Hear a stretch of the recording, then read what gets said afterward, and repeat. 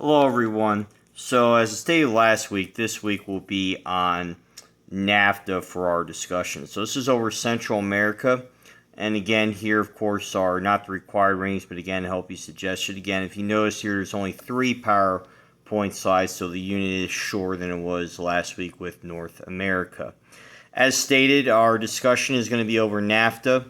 And I want to emphasize that this is not really a political divide, say, between Republicans, Democrats, Libertarians, Green Party, Independents, etc. It's more of a regional divide. You'll notice that in states in the Midwest, such as Ohio, Michigan, Indiana, Illinois, Minnesota, and also Northeast, like New York, Massachusetts, Vermont, New Hampshire, Maine, are very anti-NAFTA, yet here in the West, like in Colorado, New Mexico, Arizona, very pro-NAFTA.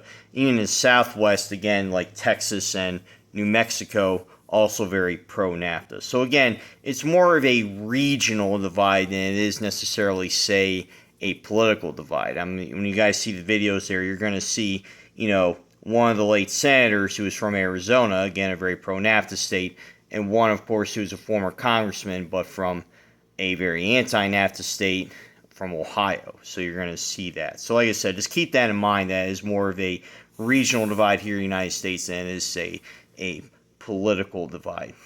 And also, too, think about, in terms of Mexico, because a lot of people in Mexico have said that it actually has benefited them, which is quite interesting. And then also in Canada, a lot of people, it's kind of divided like here in the United States. Some provinces support like in the Western compared to the ones in the East. And again, the reason I say why some people say it's surprising in Mexico is you often hear the negatives about how, Mexico is not benefiting. It's true, there are some regulations that are not as strict down there. However, wages have gone up, as you guys have seen, that as a country industrializes, the quality of life improves over time. Again, it may take 30, 50 years, but over time it does.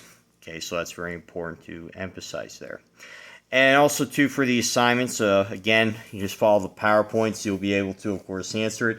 Especially the one question when migrants going from Central America to the United States, there are 4 of them. Okay, now, again, just answer one of them. You don't need to answer all 4. I've had students in the past answer all 4 of them, and then I get a long page. Just pick one you think is probably the biggest barrier to go through, okay? So make sure that you pick one, not all 4, so that way you're not doing more work for yourself. And as stated before, make sure you're answering the questions for the study guide.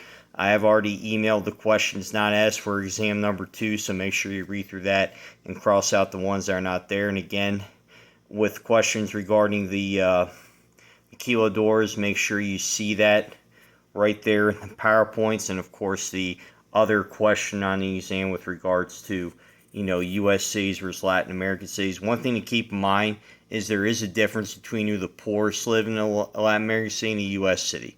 One helpful hint I'll give you guys is that in a Latin American city, the wealthiest live in the center of the city, the poorest live on the outskirts. In a U.S. city, again, I know it's a generalization, but because we're looking at older cities like Baltimore, Cleveland, Atlanta, etc. I know it's a little bit different in Denver, but for the most part, in the center city itself, that's where the poorest residents reside. Usually the wealthiest live in the experts. Okay, Denver's a good example, as you see that with, say, Cherry Hills and, Castle Pines, etc. So that's a really good example there. So again, if you have any questions, just send me an email. And if you need any help, of course, let me know. And again, just remember, your term paper is not due until April. Okay, so let me know if you have any questions, and have a good week.